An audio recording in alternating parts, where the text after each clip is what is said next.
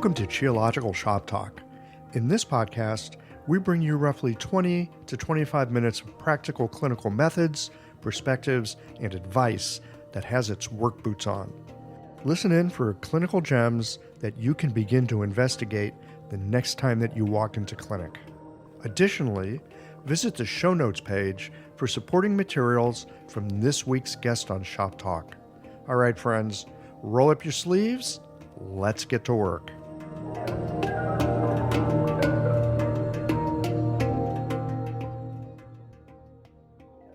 This episode of Shop Talk is brought to you by LASA OMS, your clinic's partner in wellness. Later in the show, listen for a special offer from LASA to help you with all the transitions your patients face. The information shared on this podcast is for educational purposes only and is not intended as medical advice. Always consult a qualified licensed healthcare professional before making any decisions about your health or treatment. The host and guests are not responsible for any actions taken based on the content of this podcast. Kerri Westhauser, welcome to Geological Shop Talk. Happy to be here. I am so happy that you're joining us. We're doing a series now on colds, coughs, flu.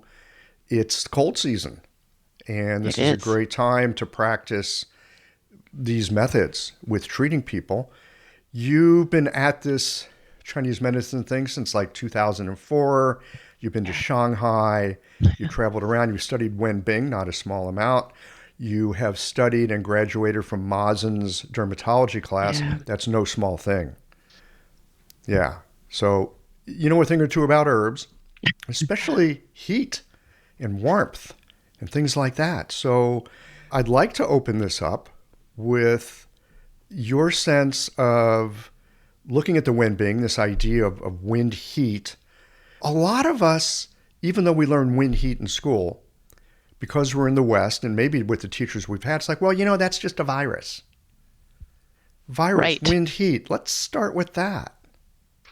Well, yeah, what I would always say is not every wind heat is a Wen Bing. And that's where I always start, because we all know the signs and symptoms of a wind heat. And then a patient comes into our office and they start to describe these signs and symptoms to us. We take the pulse. Oh, it's floating. Okay, it's a little rapid. And we start to think, oh, it's a wind heat. But that fine line as a practitioner, how will you know it's a Wen Bing versus a wind heat unless we were in a Western doctor's office and they could swab and they could say, oh, you have a virus. So that as a practitioner, that fine line between how will you know it's a wind heat or a Wen Bing is very small, because that patient comes into you on what day? Day 1, day 2, day 4. If it's a Wen Bing, we would always say not every wind heat is a Wen Bing. And, you know, in China, Wen Bing is its own category. It is its own entire category that goes so far beyond this idea of a virus, a bacteria. Yes, you know, I want to ask you about that. Yeah. In China, Wen Bing is its own disease category. So I would include things, if I make it relevant to a United States audience, like the cancers that developed after 9/11. All those first responders that got this, like, again, it's not a virus, it's not a bacteria, but this epidemic, this thing that spread throughout all the people who were at that event at that time. And of course, in that case, there was a delay, because part of Wen Bing thinking is not just, oh, this is occurring instantly, like we think of a bacteria, a virus, a wind heat.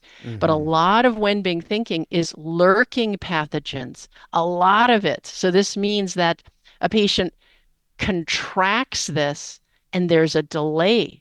And that delay often can be seen in viruses, right? Where you feel a little off, you don't feel well, and then 3 days later, you can't get out of bed. But it's also in this unique category they call Wen Bing. It's not just viruses. It's not just bacteria. Again, I liken it to that idea of what happened as all these people were exposed to all these toxic levels of dust and smoke and all the materials from the building and the fuel, the oil, right? The fuel and everything, that is considered a Wen Bing. That is considered a Wen Bing. Okay. Yeah. We're going to have you back on for a longer conversation on that because Yeah. that's really fascinating. Yeah. In terms of what people would be seeing in their clinic, oh, I've got a sore throat, I've got the headache. Usually, what folks say is something like, I think I'm coming down with something. Correct.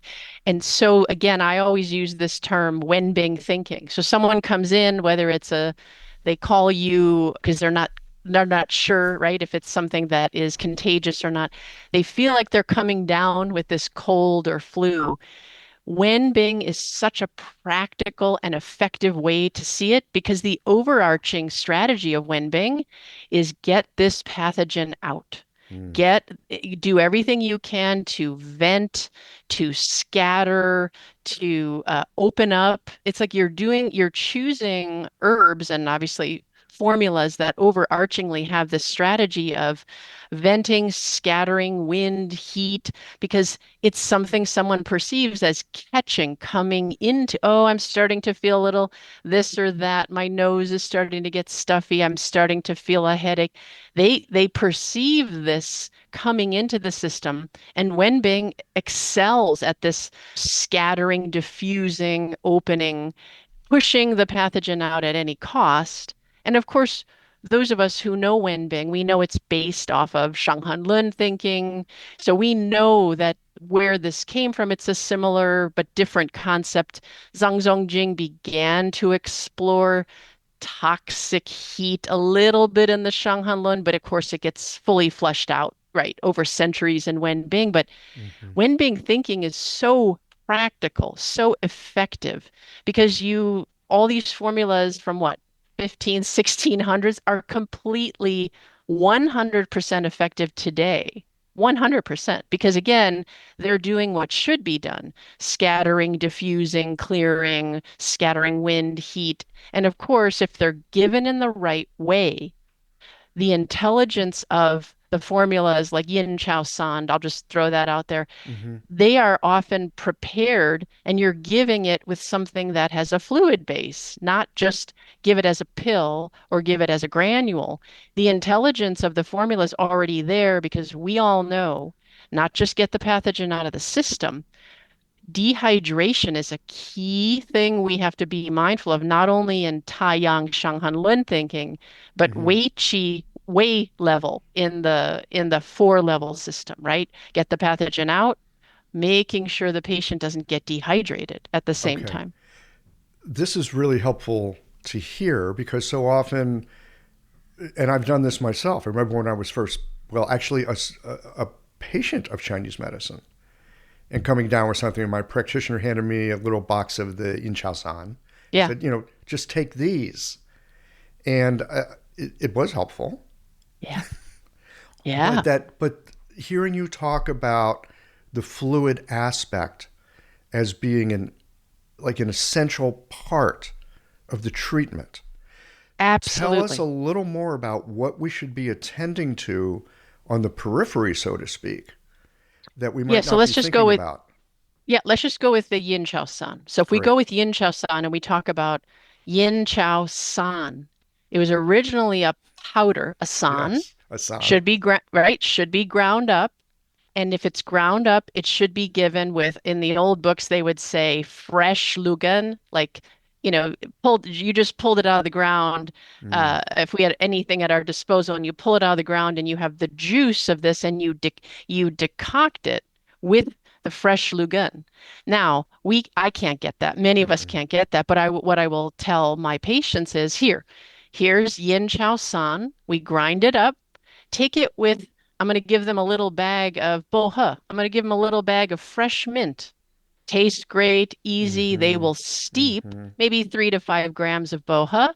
Take it with the ground powder, yin chow san, and that is a way to sort of circumvent that. Okay, we can't get fresh Lugun, but we can get the intelligence of Yin Chao San. And the patient loves the mint taste. The mint is very acrid and cooling and scattering. So it's like a way to sort of bring it into modern times where it's still easy enough for the patient to take. It's not a big to do to steep mint. Take Mm-hmm. it with ground up Yin Chao San powdered. And also, it's very important that we take these formulas. every amount of hours, meaning a lot of times we'll give formulas to patients who don't have colds or flus or coughs, and we'll say, take this once a day over weeks. These formulas from the Wen Bing coughs and colds, you're taking a formula every 2 to 4 hours. Mm-hmm. We're checking in with the patient daily, and you can do that over email or Zoom or whatever, because this idea of are they contagious or not? Check in with them once a day. They've taken 2 to 4 doses, depending on your prescription and diagnosis. This is the way to take them. You take them with that, let's again say, ground up with like a steeped 5 grams of boha. Very easy for the patient to take, tastes great, checking in. You know what? You should take another dose of that. Mm-hmm. These formulas should be given over 1 to 3 days. Like that's Right, it. right, right. If Yeah. you haven't kicked it by the third day, you're at this point you're going to be on the wrong track. Correct. I always say re-examine back to self. What have I missed as a practitioner? This should Mm-hmm. be absolutely vented and cleared and dispersed, and the patient should begin to say, I'm feeling like my old self. And of course, you could follow up with any formula if you decide to, but it should be short course. It should be It should be short. a short Yeah, course. that Yeah. makes sense. Yeah. Now, if somebody just has the tablets, that kind of thing, you could just say, "Well, take these tablets and drink some nice mint tea." That'll Yes. work. And this is Wash what it I, down with some yes. mint tea. Absolutely. I tell many students, colleagues, whatever, I'm like, sure, give them the what you have, but that even just that additional thought process of I'm gonna do 3 to 5 grams of boha, or depending on what you give a patient, you can do 3 to 5 grams of what is it? Jinyinwa. Oh yeah, So I which know, makes a nice yeah, little tea. which makes a great tea. It's actually Jinyanhua a itself is a really great nice tea. little tea. Yeah, Yeah, yeah, it's one of the few. So often when I give herbs to patients, they're like, "Oh, it's a tea." It's like, no, this is not a tea. Tea implies right, something that tastes good. right. This But is in not this going to taste case, good. yeah. But Jinyanhua, you could take that as a tea. Absolutely. Be And I lovely. know if I move to Sangju Yin, that's the Juhua chrysanthemum. Chrysanthemum tea is also excellent. And it's the Hmm. same idea in Sangju Yin. Yin is a drink. So if we would prepare it as is, it would be a short cook. If we did a decoction, very short because it's a yin. But if we have a pill or we have a granule, then all we would do is give them a small bag of Juhua, which Hmm. in my office I keep white by and Huang yellow. And so if the patient also has irritated eyes and etc. And Juhua is so delicious. And then you have the pill, Sangju Yin, Hmm. give them the 5 grams of Juhua. It really makes that, it's just such a notch up. Again, thinking about this idea of we're paying attention to fluids in these, because we Okay. want the So fluids. so Yeah. here's a thought. Could they add just a little bit of honey? Honey's moistening. It tends to generate fluid a little bit. hmm I would say if it's the dry cough in the aftermath of a warm disorder. So if we Hmm. talk like Wenbing thinking, many times a patient won't be able to get to us. And then they, let's say, do take a antibiotic, antiviral, or just an over-the-counter, I don't know, Advil, cold and flu, or any type of over-the-counter. Sometimes the patient comes to us in the aftermath of this, and Very they'll end up with often. like very often, Very and they'll often. end up with like fatigue, a very dry cough, maybe more tickly. Again, a sign of fluid imbalance that's occurred. Hmm. This is when I'd say we'd look at could they do what's a home remedy, right? They could add honey into something because like a tea or whatever we decide, because that moistening now won't trap a pathogen if we decide they've moved beyond that infectious, contagious state. Hmm. Because honey can trap a pathogen sometimes. Like that's my Okay. worry. So Like it's a I'd little rather give it sticky. to, yeah, it's a little sticky. It's a little sticky. I So I not in the worry early about that. stage. But like you You want said, to disperse. yeah, Honey's a in little the bit early congealing. stage, it's that like Okay. venting, dispersing, scattering, clearing. But as you said, we're probably going to see them after the fact if we're talking real life. Well, And again, they'll it's say, our job to figure out, is this brand new? Is this day three? Is this yes, day 13? yep. Coming back to like day one, day two, that kind of thing. How do you differentiate wind cold from wind heat? How do you know which way to go? I make an assumption that by the time they contact me, it's a wind heat. Now Oh, I that's interesting. know, well, because unless I have them in my office and I can feel that pulse, by the time they would call me, they aren't coming to me that instant they feel something. If the instant they felt something, and you know how we learn this, oh, I'm starting to feel a little bit of why am I noticing wind, right? And they say the Hmm. first thing is really this early stage wind you notice aversion to. Well, I'm definitely not going to get them that early. And if it's like, oh, I'm kind of noticing a chill, I always say, I don't think I'll get them. And a few hours later, it's past that. It doesn't take much for us. So if there's a rare case where that person somehow, maybe a patient lives very close to your office or something, you might catch that early phase, but it is rare. It is rare because by the time they get to you, hours have passed. And I don't want to say we should assume, but it's more than likely it's already a wind heat. How are you thinking wind heat as opposed to maybe like a Yang Ming stage or beginning Yang Ming stage or some sort of Shaoyang stage of Mm. Shanhan? Sometimes they can look similar. Yeah, it's back to a lot of pulse.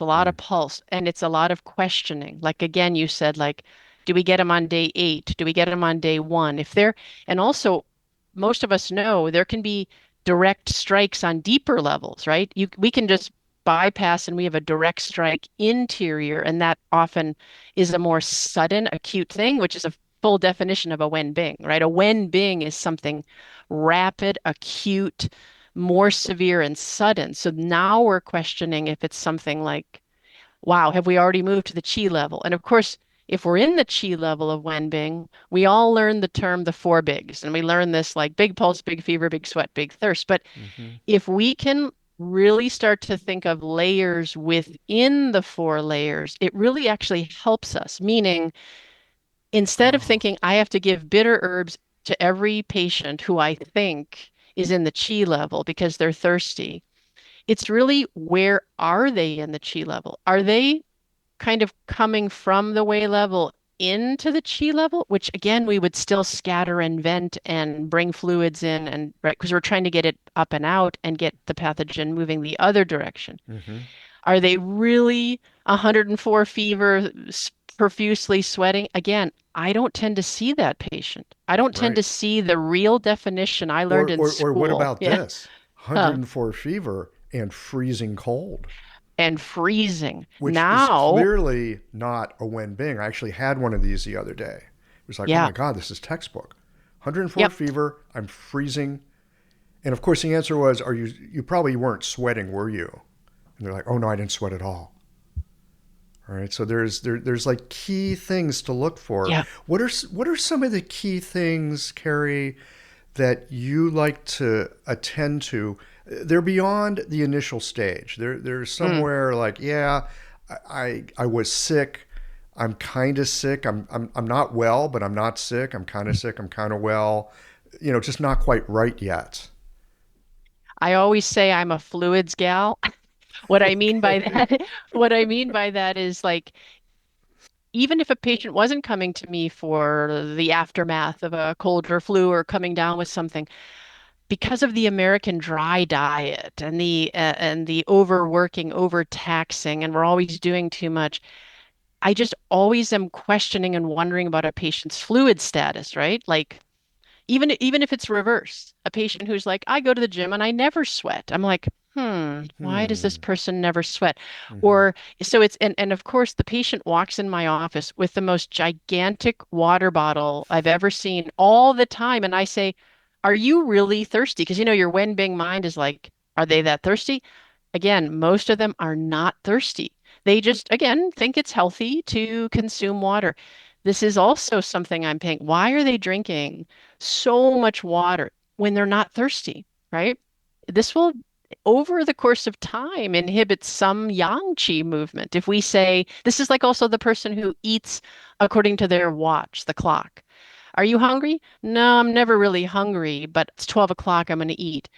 Again, what is it doing to that the yin and the yang movement? Well, it's slightly depressing the natural spleen yang that would lift when you're hungry and say, "Hey, I feel hungry." So I would say I pay attention to fluids more than anything, regardless of cold or flu or cough, just because of the patient who comes in the office, the dry American diet, the protein bar, the bagel, the Mm, pizza, the pot, all this. And then you mix that with we are very overtaxed and we are overworking, overthinking. And, it's a lot of stress in people's lives, not just the world, but sometimes they have kids and taking care of a parent and then working full time. I mean, it's a it's lot. a very it's a lot. So that damages fluids. Not just we always talk about chi. I know Hmm. we all talk about chi and stagnation. We always talk about that. Yes, the But fluids are fluids, underrated. they're the underrated player in the story. I think most Hmm. of us jump to chi stagnation, right? Because that makes Right. sense. But it could be And then that heat. actually Yeah. there is dryness, and so that she can't move properly through the various Yes. pathways. Yes, and then wood isn't soft. Yeah. It's affecting your blood. I mean, Okay. the whole trajectory, but I Yeah, I would know. say I dominate fluid thinking, Uh huh. whether it's a cold or cough or not, between I call it the triad, the sweating, urination, thirst. Just Mm. because when you think about those three, if we bring it back to cold and cough, the number one, as we said, is dehydration, or we need more fluids than we think to push this pathogen out as we open, right? We try to open and disperse this Open out of the vent. Use a little system. bit of sweating. You need Yep. fluids to sweat. Yes. So Yes. again, what about they're past that stage? They need to be harmonized or something at this point. They're not feeling well. They got that kind of scratchy cough, Yep. kind of comes and goes. There's not really phlegm. How do you go after that? I mean, yes, I hear fluids. What do you Yep. use to generate the fluids and help get rid of that cough?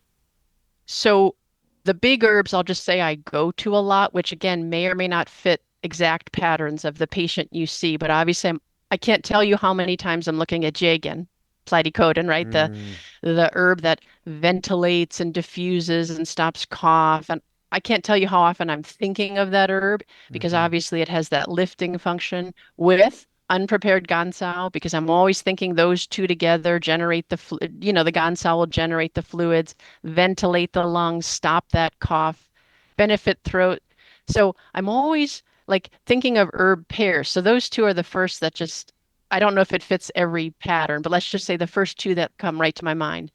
Then I'm thinking of again herbs that clear heat but promote fluids, like lugan, like what's my other one? Shashen. Shashen I like a lot. The light herbs, like I know we learn Lugan drain fire in Bensky, but it's very clearing and promoting, right? It's very clearing and promoting. Again, if we had everything to our disposal, wouldn't it be great if it was fresh, right? If we Hmm. could have fresh Lugan. But I often look at the very light yin tonics like Shashen. This is again in the aftermath of we've gone through So someone you want saying to they keep don't it feel light. well. You really want to Light. keep it light with these Yep. issues that have had to do with Wen Bing. Yeah. And I should say one more. I love Yuju. Yuju, another one of those light tonics. Again, most of us learn like Shashen, Glenia, Maimendong, another nice light one, which will Yeah. still clear a Tai little Chi bit of Shen. heat. Tai Zishen, Bai Biando. Bai Biando is actually excellent as a first, if I call it tonic, meaning like a person has that aftermath of fatigue, but you don't want to bring in a Dang Shen or a Ren Shen. Tai Shen, you mentioned, I also think a lot Hmm. about Bai Biando a lot because its aroma has a lifting function, and it's often a really good go-to herb if you're concerned about digestibility and can the patient even take a tonic. Like I would think Taizi Shen Bibiando often. That's great. I like the Bibiendo a lot myself for exactly that sort of light circulating capability. So when you're Yeah. giving something nourishing, it tends to be dense. Like a nice thick Yes. soup is dense, but you need like a little oregano in it. You need a little pepper in it. You need a little something to lift up Yeah. all the denseness. Yeah, and that's why uh, I love aromatic. Hmm. aromatic herbs, herbs that use their aroma to lift or use their aroma to, I guess the official word is disperse turbidity and filth when you're in the thick of a pathogenic state. But as you come out of it, the aromatics, their aroma has that lifting. And when we have a lifting function, it often feels tonified or you're gaining some chi or you're Hmm. starting to feel like your old self. So I think the influence of another one of our greats, Lee Dong-yuan, is never far from my mind. And in just the idea of lifting, how many times in trying to deal with the aftermath and someone's so exhausted and we'll say potentially on the dry or fluid damage side to consider aromatics because they'll lift. And again, I always like you said oregano. I always liken it to like the favorite smell of your childhood. Maybe it's like a pie or a cookie. When you have that memory, you can just feel yourself feel joyful. Oh, I love that Yeah. smell. Yeah. And you go like this. And within tonification, to me, with my bias from Lee Dong Yuan, is lifting. Because lifting, it's like breathing fresh air into the system. Not just here's a, like you said, here's a tonic that might be heavier or hard to digest. So within these lighter yin herbs to nourish gently, and within like a Tai Shen or Baibiando, they have that lightness and that aroma. Like Baibiando has that great aroma, so it lifts. And within tonification, lifting. Yeah. It's wonderful listening to you talk about this and see your Oh, expression as well. Because when I think about the times that I've been sick and I start to feel better, there is that moment of like, right. It's like you can feel yourself, you can feel your chi coming back up and up. out, right? Yes. There's And definitely isn't it an amazing upward how you can feeling, and it's feel so light. badly? Yeah, Yes. It's yeah, and it's and light. it's amazing and it's amazing how I don't know if you felt this way, but it's amazing how a cold you cannot believe how badly you can feel, even if it's not a really take you down and out cold or flu. Hmm. But then once you get that fresh air, as we call it, you just start to say, oh, you know what? I have an appetite. I feel a little better. There's some Yes, clarity up here. I Oh feel my like gosh, myself again. I feel a little more like me again. And that's why Hmm. I like that aromatic lifting or the light tonics because we just, again, back to that. I always worry about fluids and I'm concerned about a lot of things that'll sink, dampness and the phlegm and then before you know it, you're just laying on the couch and you can't even turn on the TV. You're just like, "Ugh, I can't even look because that clarity is absent, you know? Right. Okay. Yeah. Fabulous. We should probably wind this down, Mm, although we could go for hours, but maybe a podcast for that.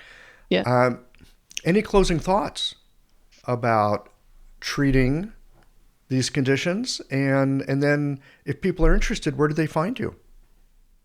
Closing thoughts for me would be even if you don't do decoctions, which I do more of in my practice, to not forget about what you already have on hand, whether it's pills or something, granules, to not forget about fluids. And while you don't forget about fluids, it's very easy just to add on some small things that will make a tremendous impact in clinical efficacy. Even if we said a little bit of a steeping mint, or I forgot about mentioning pears. Lots of Mm, pears are good to eat when there's that dry aftermath cough. They're very simple things. Herbally, it literally would be just handing them a small packet. And most of these things are easy to carry in your office. You might carry 5 to 10, again, if you don't have your own raw pharmacy. And they taste good and they actually bring a bit of comfort. It's not just within treating medicine, they always say there's a percentage, like once you hand the patient something, they're already going to say there's what do they call it? A placebo effect. They're going to hmm. feel better knowing they have something. If we take that extra step, just thinking about fluids, already that will change outcomes. Definitely. Great. And then where to find me? I teach at a couple of schools in the United States, but as far as like practitioners or colleagues looking out. I teach sometimes CEUs at Yosan University, which is in Los Angeles, California. Sometimes I'll be at some of their symposiums. They have CEU events. Also, I teach my own classes. 2026 on my website will post a few of the upcoming classes, which would be virtual. And otherwise, I'm a clinician in the Washington, D.C. area, and that's where a lot of my patients find me, right on the East Coast. Okay. Wonderful. Well, thank you for your time today. It's been a delight having you here on Shop Talk. Thank you so much. It's been an honor to be with you today. When you're looking for herbs, tools, and supplies to guide your patients through life's transitions, you need quality you can trust. Lhasa OMS offers an unmatched selection of acupuncture needles for every style, herbs from all your favorite manufacturers, and everything else you need to run your clinic with confidence. Visit lhasaoms.com to source the herbs and other supplies featured in this series. Use the code FERTILE15 for 15% off your next purchase at lhasaoms.com. Some exclusions apply. See website for details. That's it for this episode of Shop Talk. Did you learn something that brought a patient to mind? Don't keep a good thing to yourself. Share it with a friend. They'll be happy that you did. And tune in again for our next episode of Shop Talk.